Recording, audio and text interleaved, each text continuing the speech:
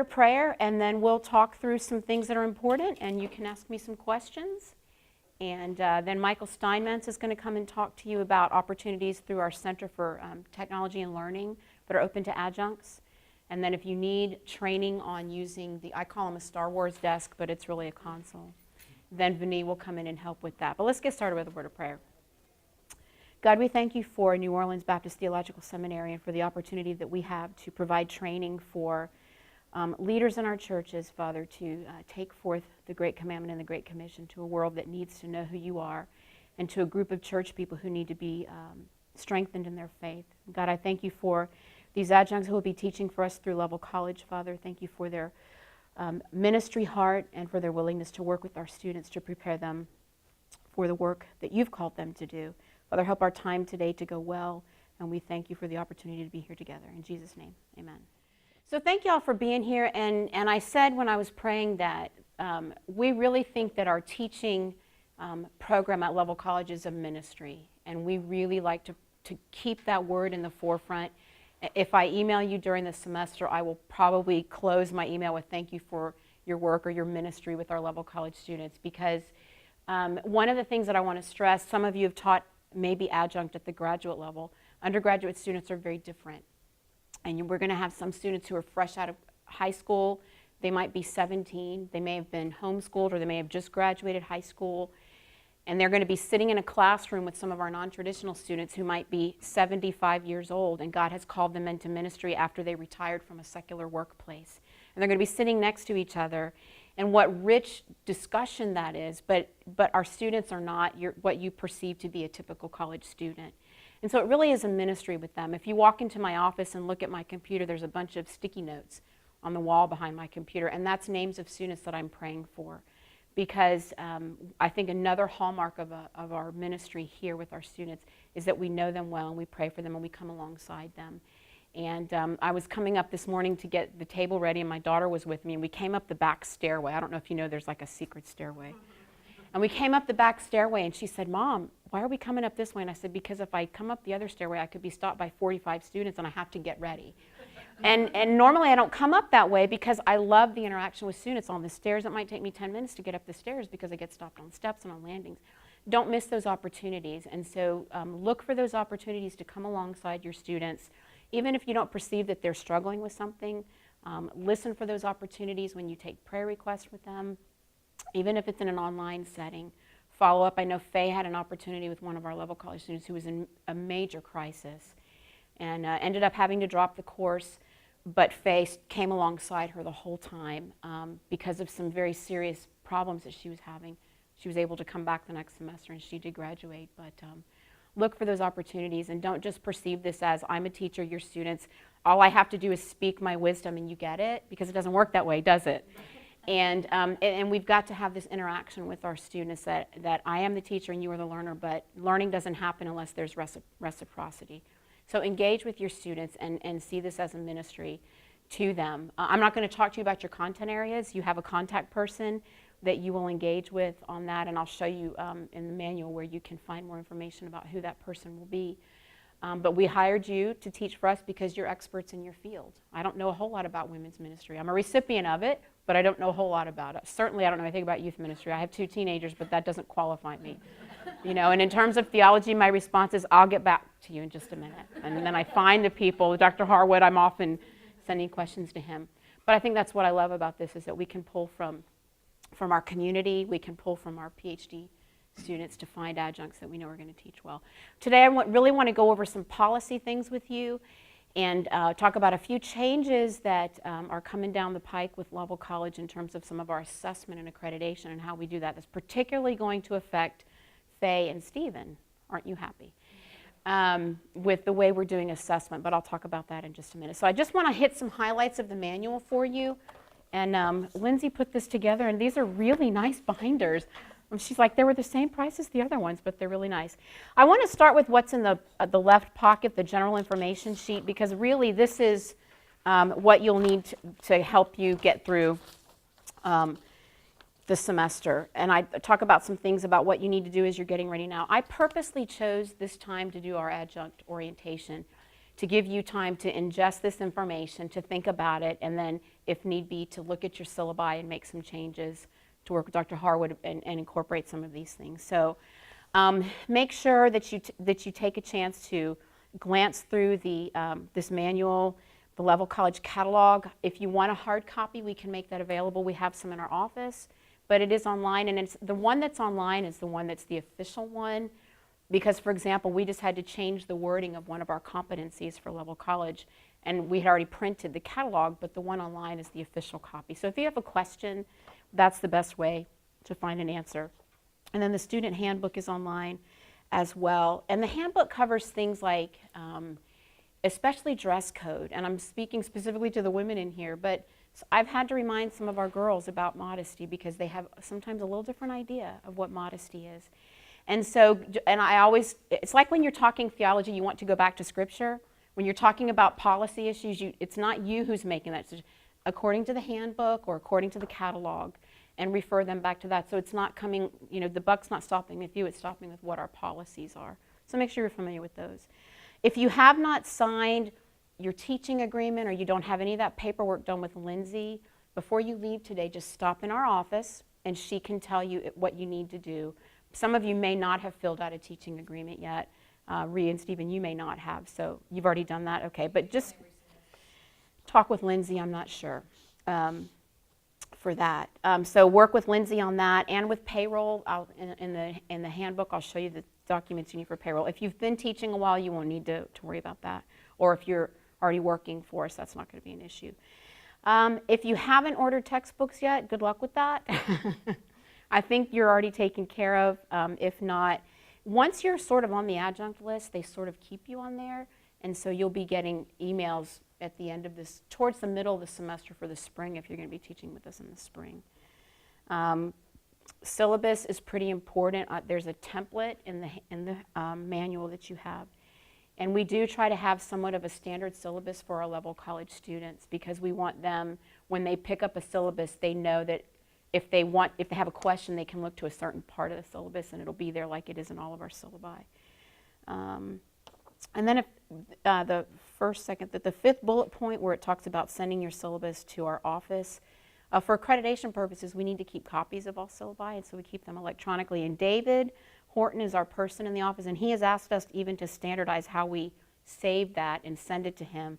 And I put it on there. He wants it saved as your course number dot, your last name dot, the semester code, which for this semester is 171, and then the course name. And I gave you an example of that with my teaching methods course, even though Faye is teaching it this semester, not me, so there you go. Make a comment. Sure. I think that if it's online, what he followed up with this afterwards is you do a dot online. Yes, put dot online, yep, and that affects a few of you.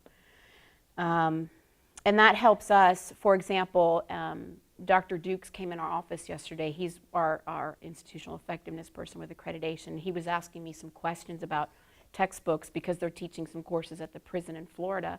And I said, I don't have that information, but David does because he has all the syllabi. So they do become really important. I had a question that asked me about the workload in Christian doctrine. And I said, I can't tell you that right now, but if you give me just a minute, I'll go get a copy of the syllabus from David. So he is the repository of all of that. He will probably contact you as well. He's sort of the adjunct person. And so if I need him to send a mass email to everybody, he or Lindsay will be the ones doing that. Embedded assignments, and this is particularly going to affect Faye and Stephen. Please make sure you work closely with your major professor or with your contact person, because we're changing the way we assess those. It's going to be a little different than it was before, and I'll talk about that in a minute. We have 5 courses, and that's on the next page. You can see that we have 5 courses now. We've dropped it down from 7. Teaching Methods, Senior Seminar, Introduction to Preaching, Worship Perspectives, and Christian Doctrine. And we'll talk about how we need to do that later, okay? So all that needs to happen before we start the semester. If you are teaching a class with an embedded assignment, you'll probably be contacted by the lead professor for that course about what you need to do with that. During the semester, if anything happens adjunct-wise that we need to contact you, we go by the policies in the manual, but if necessary, we'll email you. in my tenure here, we've never had to make any changes or revisions. I sat in this very position 16 years ago in the fall of 2000 as an adjunct, never thinking 16 years later, here I would be, right? And so I say that because I was an adjunct for 5 years before I came on faculty full time. So that's why it's important to me that we do these. But I've never had any issue with, we've never had to change anything midstream, at least at level college. If you have to be out of the classroom for any reason, we understand that. Don't make a habit of it, but you need to let us know. There's a procedure on page 6. Ooh, I left a comma out up there. There you go. Page 6, if you have to be out, you can let us know that because we need to let students know. Please take roll. You know, some of you are going to have small classes. It's going to be easy to do that. You may have a really big class because I'm telling you, I've dumped a lot of people in your class, Stephen. You're going to love that class. You need to take it this semester while Stephen Saloma's teaching it. Because the students are only allowed 9 hours of absence, and we're pretty specific about that in level college. Sometimes undergraduate students are coming from a very lax, maybe high school setting, and they think that they can stroll in and it's no big deal. Well, I got here before class ended, so I'm okay. I can be counted as being here. Well, no, it doesn't work that way, especially for a 3-hour block. So make sure that you're taking roll, and once they hit, I usually tell when they've been absent for 6 classroom hours, that's not 6 class periods. Like if you're teaching a 3-hour block, obviously, that's 2 class periods is 6 hours. Once they hit 6 hours, I email them, and I keep copies of all of those emails so they can't say, oh, you didn't contact me. And then I remind them that they have 3 more class hours left. If not, once they exceed 9, they're immediately sent to the dean, and it's not, then that takes the burden off of you, and you don't have to feel bad about that. I tell students when they ask for grace in that, I remind them that grace is called the syllabus, and they knew on day 1 how many hours they had, and they need to be conscious of that. So don't, stay out the first couple of weeks, and then you really need them in the middle of the semester because you get sick or there's an emergency, and then you don't have them. We don't have excused and unexcused absences. You're out. And so keeping roll is really important there. Grades, there's a section in the manual on the grading system, and make sure that you adhere to what you have. Your syllabus is your contract. So if you say we're going to do these assignments, make sure that you do those assignments and weight them accordingly and keep those grades. I'm not telling you that you have to keep up with the grades on Blackboard. Your students will be enrolled in a Blackboard shell for you, and you'll have access to that. But sometimes in my own campus classes, I don't use Blackboard. Online, of course I do. But keep up with those records. And at the end of the semester, whether you're keeping them online or not, I would encourage you, please keep a hard copy of grades. Not just final grades, but assignment grades. So if a student comes back and says, I got a B, and according to my math, which is quite interesting, according to my math, I should have gotten an A. And then you can pull out that grade sheet that has, you got a 72 on this project, and if this project was worth 15%, this is how we tabulate that kind of thing.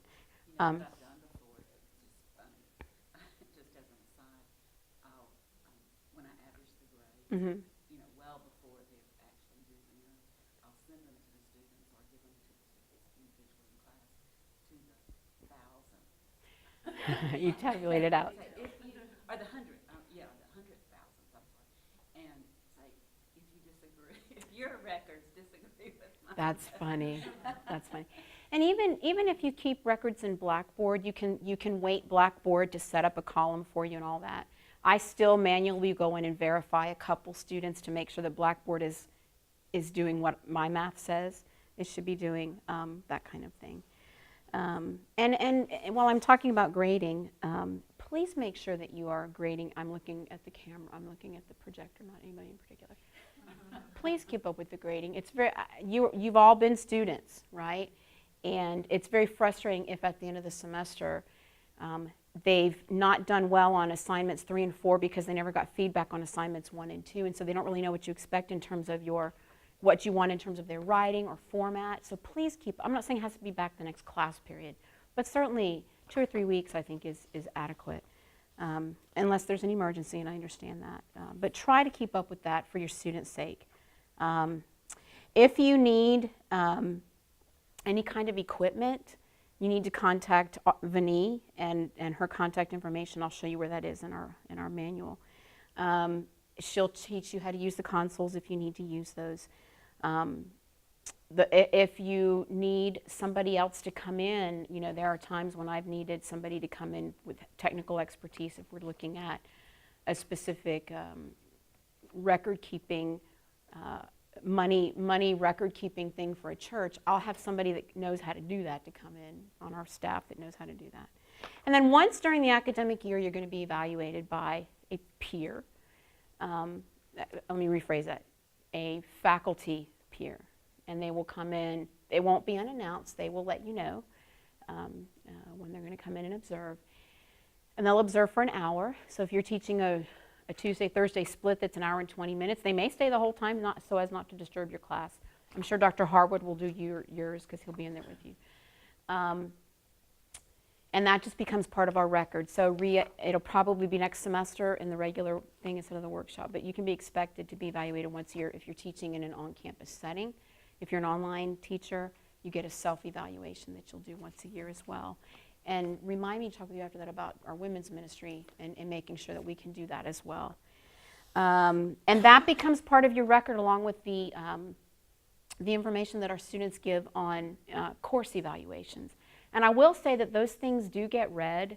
When I was an adjunct, I was walking to chapel one day, and Dr. Lemke came out of Frost and started walking in step with me, and I was like, oh no.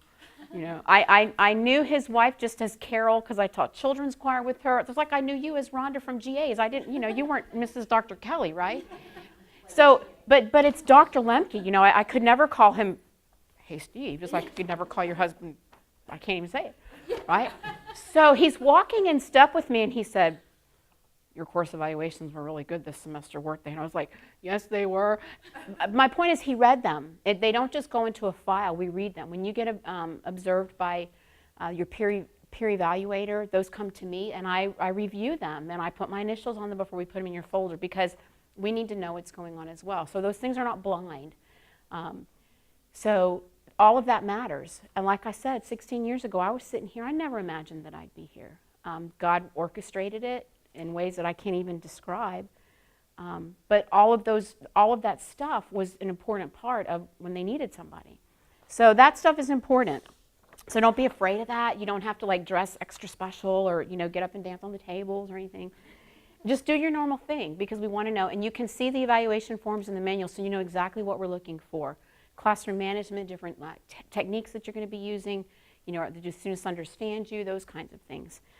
And we've never had anybody that's done really poorly on that, I will say that. And then at the end of the semester, you will have to put grades in self-serve. Blackboard and self-serve don't talk.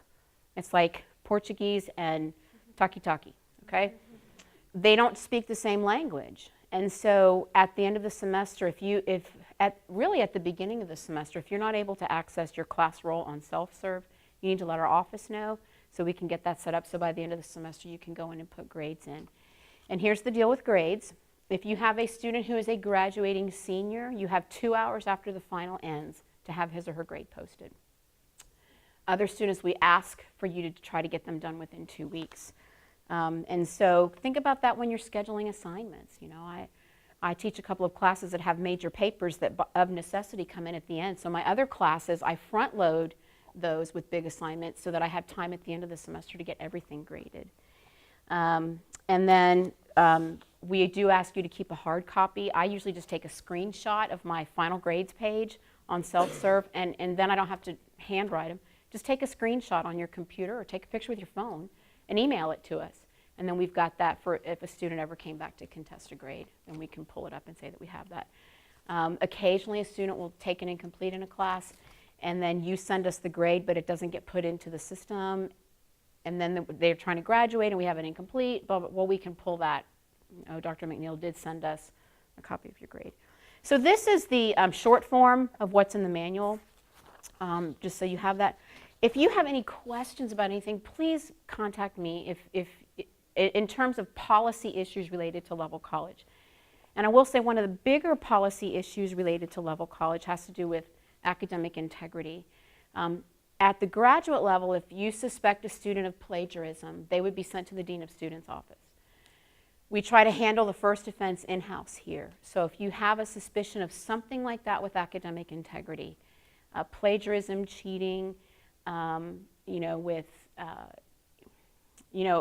dynamics between students, let them come sit in the principal's office first here. Again, our students are not graduate students. Some of them have been, we had a student who, Mr. Davis was 72 when he graduated. He started with us when he was 66. And he'd been out of school since he was 18 when he came back when he was 66. So to have him go straight to, well, he never had to go, but as an example, if I had had to send Mr. Davis to the Dean of Students' office for an infraction, he wouldn't have known what to do because we were his family up here and he trusted us. So our students are like that as well. They trust us. We have good rapport with them. If they have to come and sit with Dr. Strong or with me on those kinds of things, they handle it well. And so don't be afraid. I know Bonnie had an instance last semester where a student had to come talk with me because of suspected plagiarism. I have a relationship with the student because I've taught her. She knows me. She handled it well. If we had had to send her to the Dean of Students, it would have been very difficult. We keep a file of that, a note of that. It goes in their file, and if there's a second occasion, then we follow the protocol with the Dean of Students. So those are kinds of things that if you have a question, please let me know and let me give you some guidance on that. I'm very quick. Those of you who know me, I'm very quick with responding to emails. So if you have a comment or a concern, call me. If you want to write my cell phone number down and you can put it in your phones, it's 504-329-0000. Okay? And I know Bonnie has it, Faye has it, Dr. Rhonda has it, but it's 504-329-0000. And that can be for anybody else in far-flung areas that are watching on this video as well. And don't email her in the middle of the night thinking she will read it at 8 o'clock in the morning. That's No, right. At 2:30, she's answering. You look at 8 and she That's right. That's right. I'm usually here by about 7:15, but I do have an 8 o'clock class this semester, so I probably won't get to those midnight emails at 12:01. So I don't live on my computer, by the way. So let me talk you through just some highlights in the manual. I'm not going to read the whole thing because we hired you on the assumption that you can read. Okay. Especially those of you teaching theology, Stephen. So, and you probably have to read things in different languages because a lot of theology is in German, is it not? So, in your manual, there is a note from Dr. Strong for there, just as a welcome. And then the manual has our level college purpose statement, which is the same as our mission statement is the same as the seminary. We are here to prepare God-called men and women to fulfill the great commandments and the Great Commission. You need to know that. It's on your syllabus, and that front page of your syllabus is not fluff. Everything we do has to fulfill that mission. Even English grammar. I tease that sometimes I teach the non-Jesus classes, but we do talk about Jesus in English, right? A lot of their writing assignments are focused around that as well. And so remind them, if God called you into ministry and He sent you here to be prepared and you don't pass our entrance exam and you end up in our remedial grammar class, these things matter because if you have to write an article for your church newsletter and it's full of grammatical inconsistencies, that's going to reflect on your church, on you, and ultimately on the seminary. But worse, it's going to reflect on the Lord Jesus Christ that He's called you to a place to prepare you for ministry. You're not embracing that. I have a student that was in my remedial grammar class who's now a PhD student here. Didn't pass the entrance exam for level college, and now he's a PhD student. And so he often will say, Dr. Vandercook, my local newspaper asked me for an op-ed. I'm writing it. Can I send it to you to proof it? Absolutely, because he understands the importance. So everything we do has to reflect back on that mission statement. Our core values are there. Our competencies are there as well on page 1 of 75 there. And if you notice, Level College actually has a competency that is called general education that the graduate program does not have, because we want our students to be able to speak and write well, to be able to analyze well, and to be able to think critically. And so we've added that as well, and I'll talk about that in just a minute. And then the legacy on pages 3 and 4 is very interesting. If you have ever wandered by our Level museum over there, you may have seen some pictures of certainly Dr. and Mrs. Landrum Level. But we are not named for Dr. and Mrs. Landrum Level. We're named for the 9 Level brothers. And it's just interesting to see what they all did and what they accomplished in terms of our convention and why we're named Level College. It is not pronounced Level, by the way. It is Level. And I tell students when they type a cover sheet for me, if they put Level, and then they usually follow it with the word collage, I'm going to take a piece of paper and hold it level, and I'm going to say, this is a Level collage, but you're graduating from Level College. I was in Florida for a conference this summer, and a man had on an NOBTS shirt, like a staff shirt. And I went up and started talking to him, and he teaches at one of our extension centers at a certificate site. And he said, your husband said that you're the dean of Lavelle College. And I said, well, if he told you that, he's wrong. So I'm the dean of Level College. He said, oh, that's how you pronounce it? Level College. Make sure they can spell it, okay? Page 5 is where all of our procedures are. Page 5 really is what we need on file. I think your files are all current. And then you can read through. I'm not going to read all of this. I will mention chain of command on page 6. If you're not sure what to do, ask your contact person first. And there's a list of your contact people in here. If that contact person doesn't know what to do, he or she will contact me and or Dr. Strong, and we'll go up that chain of command. And if there are any difficulties with your contact person and you need to contact me, that's fine. I'm happy to do that as well. Please make sure that you have open communication with your students and that contact person as well. You will be given I say it's a box. Any assignments that your students turn into Level College, if that's, they turn women's ministry in a little differently, but Level College, there will be a place in our office that will be your box, and it'll have your name on it, and our office staff will put things there for you. If a student is absent and has to turn in an assignment, that's where it will go.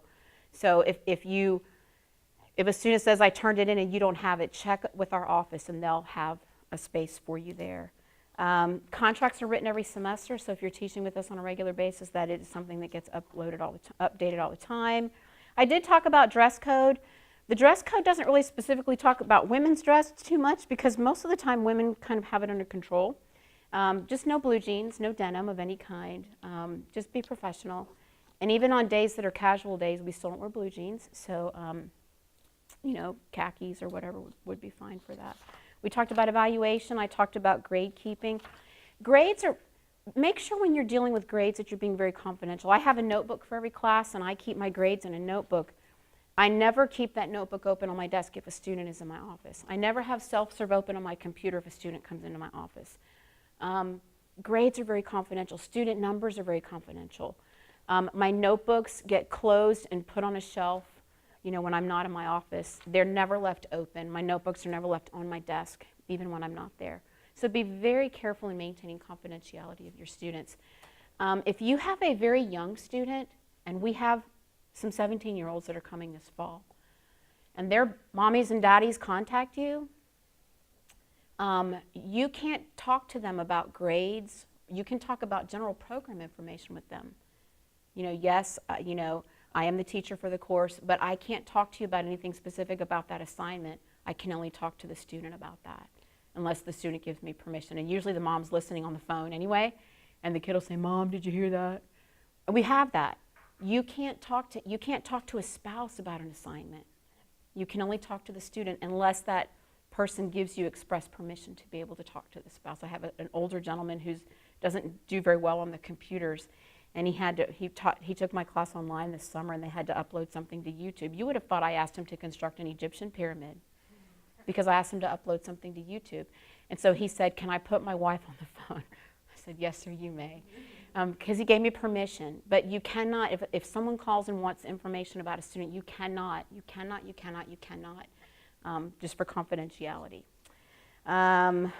I've talked about it. Library privileges. You can reserve books in the library for your students, and you can check out books for the length of the semester as an adjunct as well. I had a student one year, PhD student who was teaching, she said, I can check out a book for the whole semester because it's going to help me with my dissertation and my class. And so she was happy that she was able to get it for the whole semester. So I think I've talked through everything else. We don't have secretary support for adjuncts, but they will help with if you need something copied. If you're running late or you're going to get in right before your class and you need to copy something, if you'll email it to Lindsay or David, they'll copy it for you and have it ready for you. We're happy to do that kind of thing. They just can't type stuff for you. I don't even have my own secretary. Technology, just make sure that you have an email address that your students can use to contact you, and make sure that's the one that you check pretty regularly, because that is my primary means of communication. I'm not in my office that much, and when I am, I'm not often, I'll answer my phone, but email's the best way to reach me, so make sure it's the one that you check. Be careful with your students and make sure that your syllabus has something about an acceptable technology use in the classroom. I've gone almost technology free in most of my classes, except for research and writing, because we often look up things online, documents. But it's very tempting, and I know, because I sit in faculty meetings and take notes, and it's very tempting to want to check my email or check my Facebook or that thing that I ordered from Amazon. Is that book I ordered from Amazon on its way? And our students, if I'm tempted to do that, imagine how much our students are who are used to having immediate feedback. So just have a policy and stick to it. If you don't want them on their phones, then tell them, hey, everybody turn your phone off and stick it in your purse or your book bag. Don't even leave it on the desk, because it's going to buzz even if the sound is off, and it's going to be distracting. So have a policy that's clear in your syllabus, and abide by that. And if you say no technology in the classroom, then hold it. Remind them every time, hey guys, remember, no phones, no iPads, no tablets. This is a technology-free zone. Okay? And if there's an emergency, when my husband's out of town, I do bring my phone to class, because that's the only way I'm the one who's in town. But I tell students that ahead of time. My husband's out of town, that's the only reason I have my phone. Normally it stays in my office when I'm teaching. So I had a student one time whose wife was ready to go into labor anytime, and my first question was, well, then why are you here? And my second question was, my second response was, you may keep your phone on, but if she calls, please step out, and then we will pray for you. But just be clear about that. Textbooks, you should already be clear on textbooks. Rhea, if you have any questions about that for the spring, just let me know. We'll take you through that process, okay? Page 14 is just a copy of the teaching agreement. Page 15 is an important page. That's all of the information that you need to know to contact people in Level College. It's all of our faculty people and their extension, except for Dr. Osborne. She's our newest faculty member, and she doesn't know her extension yet. Her office has been down in the Leek McGee Counseling Center, but that extension is tied to the position, and it has to stay there. And so we don't know her extension yet, so that's why it's not because I made a mistake, although I have been known to make mistakes. The Level College staff is who you really need to know, because they're going to be the ones that are going to help when you can't remember the code for this, or when something's not working and you need them to contact Vinny, that kind of thing. There's some important dates on there for when the office is closed and things like that, graduation. And then just on page 16 is some Level College terms. If you hear a student talking about a control sheet, this is something that I haven't had in the manual before. But you'll hear a student talking about a control sheet. That's our in-house transcript. And when it's time for advising and they want to talk to you about women's ministry and what classes they still need, they might say, let me go get a copy of my control sheet. And it just lays out our general education core, our Bachelor of Christian Arts, or Bachelor of Arts in Music, our Bachelor of Arts in Christian Ministry, or Bachelor of Arts in Music core, and then our minors. And it's all listed for them, when they took the course, what grade they got, it's all there for them. A prep form this is again about advising. If they ask you to sign a prep form, you cannot. It has to be signed by a regular Level College faculty.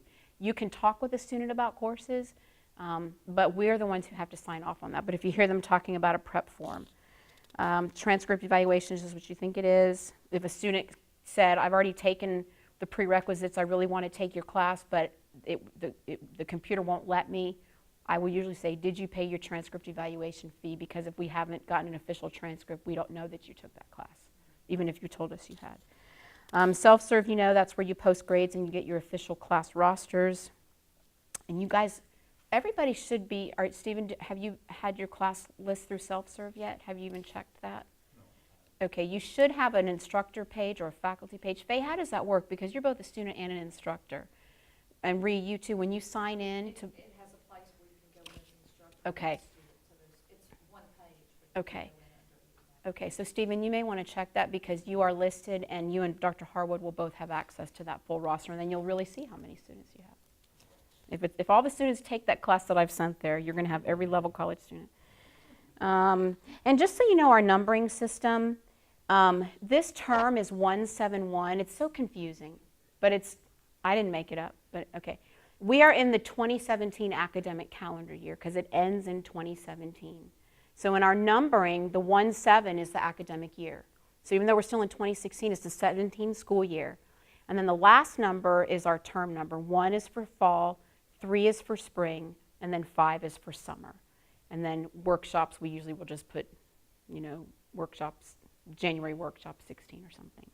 So if a student comes in, and it gets confusing when you're talking about the fall of 16, but they've heard it as 17, just say, you're in the right semester, this is the right class, don't worry about it. Let me take care of that, but just so you know. Everything else I think is pretty self-explanatory.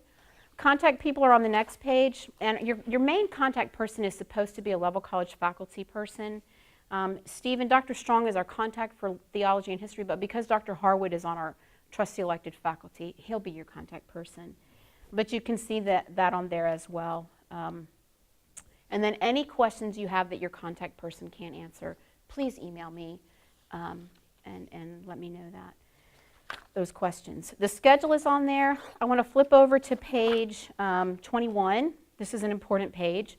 Level college exam schedule is different from graduate.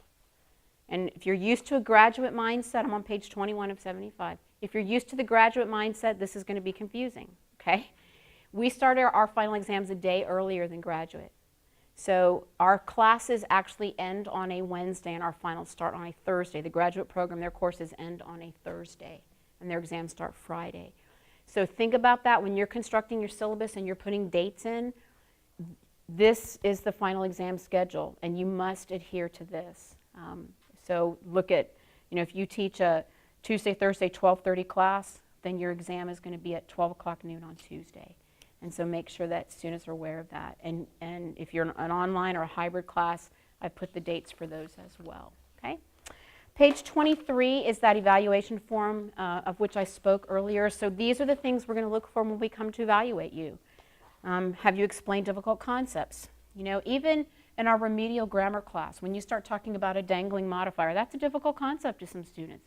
Can they understand it? That's just as critical as consubstantiation or those theological terms that some people can't grasp.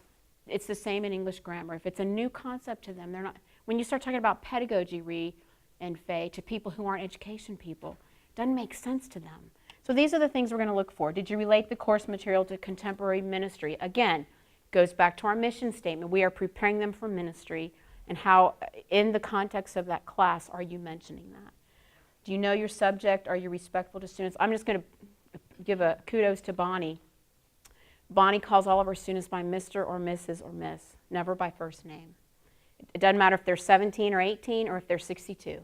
She's going to, and that's respectful and caring. Now, I don't do that. Well, I do for somebody like Mr. Davis. I can't call him Sam. He's just Mr. Davis. But are you respectful in that? You're not calling him, hey, dude, that kind of thing. Are you using instructional methodology? Are you using those methods that are appropriate for that class? You're probably not going to do role play in a theology class, but you might do that in a methods class. You might do that in a theology class, I don't know. Are you teaching in a manner consistent with our doctrinal confession? You signed a statement that said you would teach according to Baptist Faith and Message and our Articles of Religious Beliefs. Make sure in the class that we know that. Are you prepared, and did you manage the class well? Okay. And most of the time our students get 1s and 2s. And then what will happen is after the person observes you, he or she will fill this out, and then they'll ask you to sit down with them one-on-one, and then they go over it with you, especially if you got a 2 in something, and then you either circle at the bottom, I concur or disagree, and then you sign it. We keep a copy and you keep a copy. The copy that goes to us comes to me. I review it. If I think there are any red flags, I follow up with the adjunct, and then I put the copy in your file. But again, most of our adjuncts, even if they get a 2 or several 2s, they're happy for the feedback because they want to be better. All of us can be better. My husband took a class with Dr. Bozeman, whom he still can't call Janine.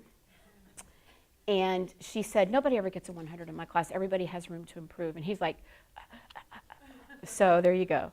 If you're an online instructor, page 24, it's more of a reflection because we can't physically watch you teach online. Although Dr. Strong does have, you'll notice when you teach online, he's listed as an instructor for every one of our classes, and he will jump in from time to time just to see what's going on. So that's that. The syllabus template is on pages 25 and following. You're probably using a syllabus already from a teacher that's already taught the class, so you can see that as well. The Turabian Tutor is on pages 34 and following. We are using the 8th edition of the Turabian Tutor. The graduate program is still in the 6th edition of Turabian Tutor. I don't know why they can't come to the 8th edition, but I don't make those rules. Level College uses the 8th edition, so if you're not sure about something, I had a student arguing with an adjunct one time, PhD student, because of a citation. I think it was actually a margin issue on a block quotation, and it's different in the 8th edition than it is in the 6th edition. Oh, but Dr. Vandercook taught us, and he went and pulled his Turabian Tutor and showed the adjunct. So if you're not sure, refer to the tutor. If you're still not sure, ask me. I can probably tell you the rule number. It's 25.2.2 for block quotations, by the way. So, hey, I teach Turabian for a living. When I was working on I was teaching Turabian. I have 3 graduate degrees. 2 of them are in APA, and 1 of them is in MLA, and I teach Turabian. So sometimes I have to stop, especially like I'm in the process of writing. I'm trying to get an article published, and it has to be in MLA. And so I have to stop and think, okay, MLA is a little bit like APA, but it's a little bit different, but it's not Turabian. And so I have the manuals on my desk, and I constantly go back and forth. So if you're not sure, just consult Turabian Tutor or the manual. And then in the back of the manual is a copy of the Baptist Faith and Message, our Articles of Religious Belief, something from ATS about academic integrity or academic freedom, which is a big issue in academia as well. And so those appendices are in the back. And those last 2 documents, especially Appendix D, comes from ATS, which is our accrediting agency for our graduate program, but we wanted to make sure that you had that as well. I think I have included everything that I need to include in here, but if I have forgotten something or if you have a question that I did not answer, please, please, please let me know, and I will get that to you as quickly as I can. I'm going to be putting this meeting online, and you'll all be enrolled into an adjunct instructor Blackboard shell that I'm trying to be better about using. Any documents, all of these documents, Turabian Tutor, we're going to be using some new rubrics for assessment. Those will be up there, including videos on how to use those rubrics and things like that. Because we want to keep you apart. You guys that are on campus, it's easier to stay in touch with us. But our Extension Center teachers, it's really hard to have that connection. And we just want you to know that you are a part. Even if you never come to campus, you're still part of Level College. You're still part of the New Orleans Seminary family. We want you to feel comfortable with that. So having said that, I do want to show you guys the draft of the new rubrics that we're using for assessment. Even if you're not teaching a course with an embedded assignment, I want you to see where we're headed. You know, assessment's the new thing in accreditation. And Level College, specifically for our embedded assignments, this is not complete yet because I had to change the wording of one of our competencies for general education. But all of our projects that are used for our accreditation will be graded according to this. And I tell you this because you may find this helpful for your projects as well, because students are going to be seeing this in those 5 core courses. You're welcome to use this as well. The first page is about writing. You know, even if you're teaching a class that, and I hear this all the time, content is more important than mechanics and grammar. Well, that could be true, but if the reader can't get to your content because the grammar is so horrible, isn't the grammar important? That's how I got my job here, by the way. I was teaching methods, and I was grading students very harshly on their grammar. And when they needed a grammar teacher, students had been complaining to Dr. Strong, she wants us to write a complete sentence. Well, imagine that. You're getting a degree from an accredited institution. Should you not write a complete sentence? So don't let them get away with that. Well, I thought content was important. It is, but if you can't read the content because the grammar if it's horrible, they shouldn't get an A for that. Hold them to a standard. We need to have a high standard at Level College because I believe the message we have is more important than any other message that our students can learn, because we're sharing Jesus with people. And if that message gets obscured, then there's a problem. Hold our students to a high standard in their writing. And so this rubric, you'll see, this comes from the rubric we developed for our QEP, which is our Quality Enhancement Plan, that's the Writing Center as part of that. And this is based on the rubric for that, so there's a little bit of carryover. Page 2 is not done yet. This is we had to change the wording of our critical thinking competency in level college. It's one of our general education competencies.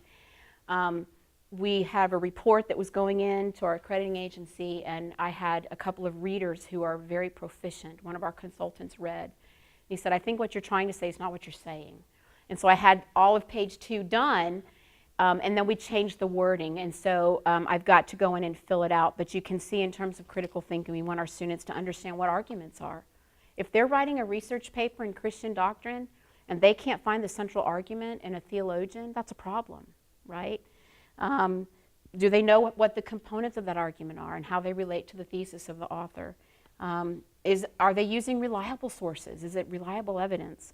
Even in teaching methods, if they're relying on something important, are they making good arguments? And then page 3 is our interpretation page of our rubric, and you can see where we're talking about their biblical interpretation, their hermeneutics, and their theological interpretation and how they approach that. So once this rubric is completed and approved, I'm going to be putting together a video on how to use it. So if you're teaching a course with an embedded assignment, you'll be required to view that video and let us know.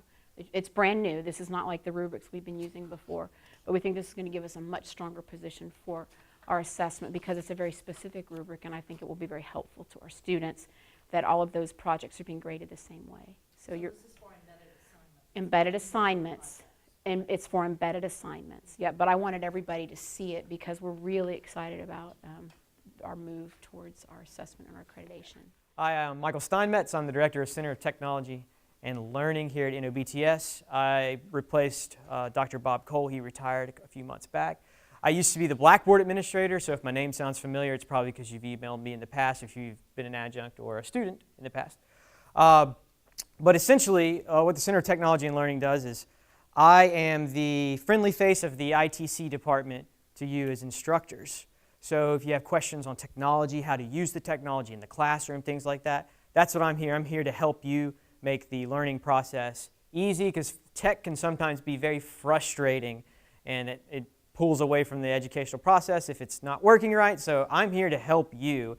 And so basically what I'm going through here today is just going through basically what we do in the ITC, I gave you a list of contact names and things like that, so you can have those if you ever have any questions. And then a few Blackboard tips, because even as adjuncts, if you have a class, you're going to have a Blackboard shell.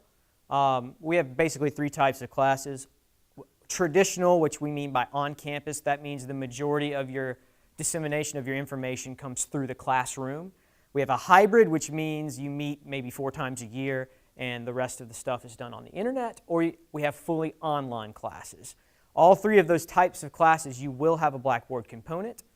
Obviously, for online, you're doing almost everything through the Blackboard. For an on-campus class, you don't necessarily have to use it if you don't want to, but it's a tool there for you to use to upload assignments or PowerPoint notes, if you want to get people in discussion groups, things like that. That is totally optional for an on-campus class. If you're teaching, even if you're at an extension center, we count those as on-campus. On-campus simply means the majority of the classroom instructional time is in a physical location where you meet with the students. That's what we mean by on-campus. So you can be at an extension center, and we still call that on-campus in the ITC department. So these are some basic things that you will be using as an instructor throughout the semester. The first thing is Blackboard. Ben Hutchison is our Blackboard administrator. If something technical is not working, as in students can't see something, you tried to post something and you're getting error messages, things like that, contact Ben. His email is blackboardhelpdesk@nobts.edu. Send him an email. Be as specific as possible. Whenever you're dealing with us in the IT, be as specific as possible. Tell us exactly what's happening. What clicks did you go through to get to where you got that gave you the error message? The more information you give us, the quicker we can address the problem. And more details you give us, the more we can troubleshoot to try to isolate the problem. So when you're sending email, try to be as specific as possible. Even if you're not super tech literate, just try to describe exactly what you did to get where you encountered the error, and that way we can fix the problem quickly, and we don't have to play email tag back and forth, me going, wait, what was this, what was that? So Ben is the guy you contact if you're having a technical issue in Blackboard. For self-serve is where you post your final grades. Self-serve is where you will see your class list and what you are teaching. You will either contact Casey or Mallory. They both work. It depends on specifically what you do. And their email address is selfserve@nobts.edu, so you send an email there. So, for example, a student says, I'm in your class, and you look in self-serve and you go, you're not in self-serve, contact Casey or Mallory. And that might be a registrar issue as well, but that's where you would start. So self-serve is where you put in your grades, you view your class list. Blackboard is where you send out the information. They're two separate systems that don't talk to each other. The way it works with enrollments in Blackboard is we basically essentially take the list from self-serve and import it into Blackboard. So a student needs to be in self-serve before we will add them in Blackboard. So that's the chain of flow that goes there. Let me ask one Yeah. question on that. In the past, students have had to do that, but now that's being done. Correct. Yes, exactly. So in the past for Blackboard, we allowed students to self-enroll in the class, caused a ton of problems, people not being able to find the class, people not being able to, and so we essentially turned that spigot off to where we in the ITC, we put everyone in the correct places. So that makes your life easier. You don't have to go, oh yeah, it's this Blackboard shell, not this one. We set that up ahead of time.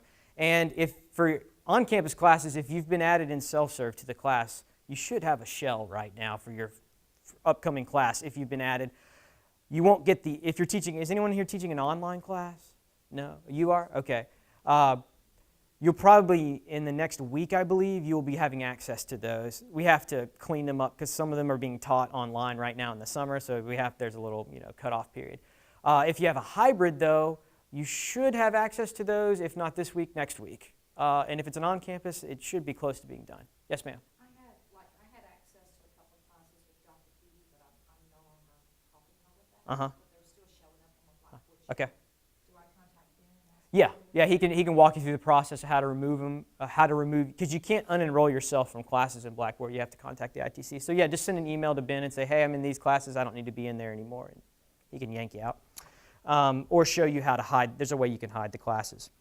All right, so that's the main difference between Blackboard self-serve. We base everything off of self-serve. So if the enrollment is not in self-serve, that might be a registrar issue.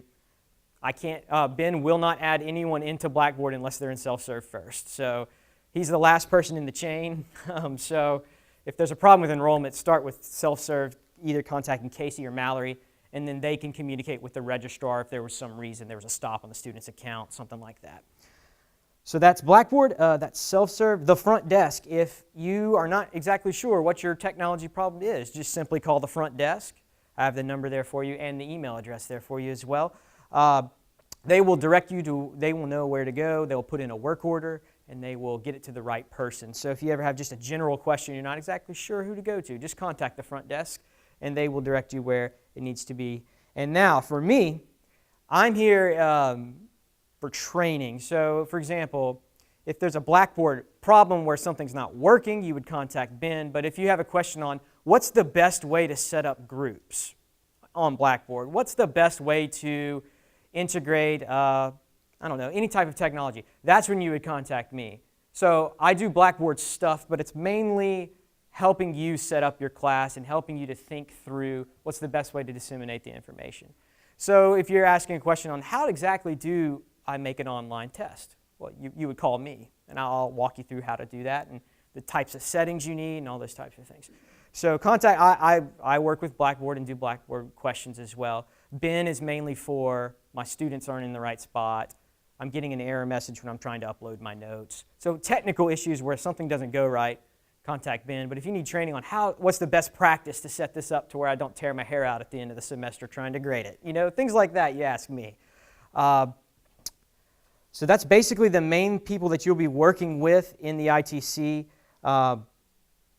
Obviously, if you don't know Vernon, he's mainly he does hardware. If a computer physically breaks, Vernon will be running around helping. Paul Keating is our internet guy.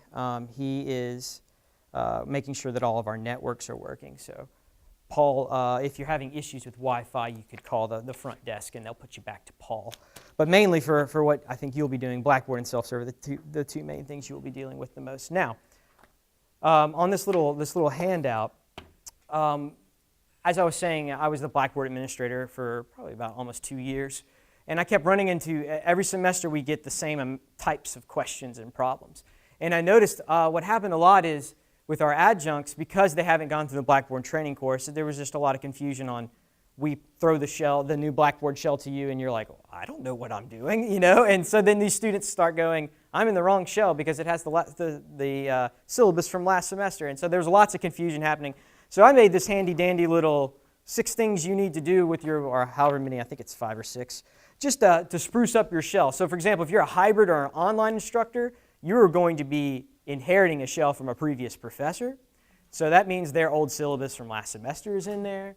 Their contact information is in there. That's very confusing to a student when they log in and they know, I'm getting a class with Saluma, but all of a sudden it's not Saluma, it's someone else. And then all of a sudden I'm in the wrong spot, and then they contact us freaking out thinking we've put them in the wrong spot. When no, we put them in the right spot, the professor just hasn't updated the information. So these are just some step-by-steps going through how to change your contact information, how to hide the old syllabus or delete last semester's syllabus, how to change dates, things like that. That's very helpful that you encounter at the beginning of every semester. And I do have an email copy of this as well if you would like for me to email it to you. I believe I have all of your email addresses. I've been contacting to get all the adjuncts' email addresses. I believe I have all of your email addresses, but maybe I can get those at the end of this session. So that's some basic things, how to edit. The first thing I will tell you, if you're working in Blackboard, the very first thing you should do every single time is ask yourself, is edit mode on? It's a button in the top right corner with a little green dot. It's the first thing I listed on there. Unfortunately, you don't really see the highlight because it's black and white. But in the top right corner, you have a little thing that says edit mode, and it'll have a little green dot. If that button is not turned on, you will not be able to add anything to your shell, and you will get very frustrated because all of a sudden that stuff I posted there isn't there anymore. Always check edit mode. Make it a habit. As soon as you log in and go into your class, top right corner, make sure edit mode is on. Otherwise, you will very much frustrate yourself. So just make sure edit mode's always on. Blackboard is a hover over type of system, and what I mean by that is the menus are slightly hidden. You hover over the whatever the menu is, and the more options pop up. Or you'll see little drop-down chevrons, little arrows. You click that, and then more options show up. So if you can't find a certain menu, look for those drop-down arrows and click them, and then usually the options that you need will be there. And if you look through this little how-to, I showed exactly where you're supposed to click and things like that. So you can go through and look through those as well. Now, as adjuncts, we do an adjunct faculty training once a week. It'll be broadcast through Blue Jeans. We haven't set the date exactly yet because it's dependent upon the on-campus trustee elected faculty training dates, and we're trying to hammer those out right now, trying to figure out what's the best. But if you can't make them for whatever reason, because I understand adjuncts, quite often you have different schedules and other things and other things going on. If you can't make those, we're going to save them and post them on YouTube, and I will be emailing you. So if you can't make the digital meeting through Blue Jeans, I will be emailing you the entire section of the training, so that way, even if you can't make it, you will be able to get the training needed. I will contact you. Like I said, I have all of your email addresses, so I will be sending you our training schedule and the time and the date, and it's done through Blue Jeans. Have y'all used Blue Jeans or been trained on it just a little bit? It's essentially, it's all web-based. I will send you a link to a Blue Jeans website, and then it will throw you into this meeting, and it's a video conference meeting, and if you have a webcam built into your laptop or a physical webcam, you'll be able to interact with me, talk with me. I'll be able to see you. You'll be able to, if you don't have a webcam, there's a text-based option so you can type in questions. So no matter if you do or don't have a webcam, you'll still be able to participate in the meeting. And essentially what I'll do is I'll just teach like I'm right here, but I can share my screen. So like if I could walk you through, this is how you click on, how to add a syllabus to your Blackboard account or something like that. And so you will have access to training through that. And we'll be doing that weekly. I believe last time when Dr. Bob did it, I believe it was on Thursday afternoons, but is that when it was, Thursday afternoons? At 2 o'clock, that sounds about right. So I'm leaning towards doing that time again, or maybe pushing it back to 3:30. But I just haven't set it in stone yet because it's all dependent on what we do with the trustee elected. But I will get you a list of topics and the times, and I will be emailing you weekly with the, hey, here's the reminder, here's when our meeting is, and click this link and I'll throw you in there. And then I'll be recording it and emailing it out after the fact as well. So that way, even if you miss a meeting, you'll still get the stuff, the training needed. And with these training sessions, we're mainly going to be doing a lot of question and answering if you have specific questions, but we'll probably be doing a lot of Blackboard things since you will be using Blackboard so much. And then any other questions, if you have basic questions on, hey, I want to try to do something in my class with this, that would be a good time to ask me those as well to help you walk you through those types of things, any ideas that you have in your Blackboard account or in your classroom setting. All right, so that's essentially it. The contact information, who to contact. One other thing I wanted to point out. If you want to do some personal self-training on Blackboard, it's on the contact section. There's an actual link in Blackboard that has all these video tutorials. They're official Blackboard's YouTube channel that walks you through with videos and how-tos and everything. And so if you just want to have a little self-training, there's information there. Once you log into Blackboard in the top left corner, there's a little My NOBTS tab. You just click that, and then there will be it'll say Help, and then there it says Blackboard for Instructors. You click that, and it has tons of walkthroughs and tutorials if you want to do a little self-training, to try some things or something like that. And as always, if you have questions, you can always contact me as well for any Blackboard training issues. So that's essentially it. You got your contacts, you got your how-to to set up your Blackboard shell to make sure. I'm sorry those, because it's black and white, I had everything highlighted. Some of them didn't come out so well, but you can see some of it there. If you have any questions on any of those types of things, you can always give me a call. I didn't list my extension. If you call the front desk, they'll put you back to me. But my extension is 8166, I believe that. Yeah, that's it. When I jumped up from Blackboard Administrator to this one, my extension changed, so I got to make sure I'm telling you the right one. It's 8166, I believe. All right, well, you have my contact info if you have any questions. I actually answer my emails, so please email me. Give me a call. I'm here to help you.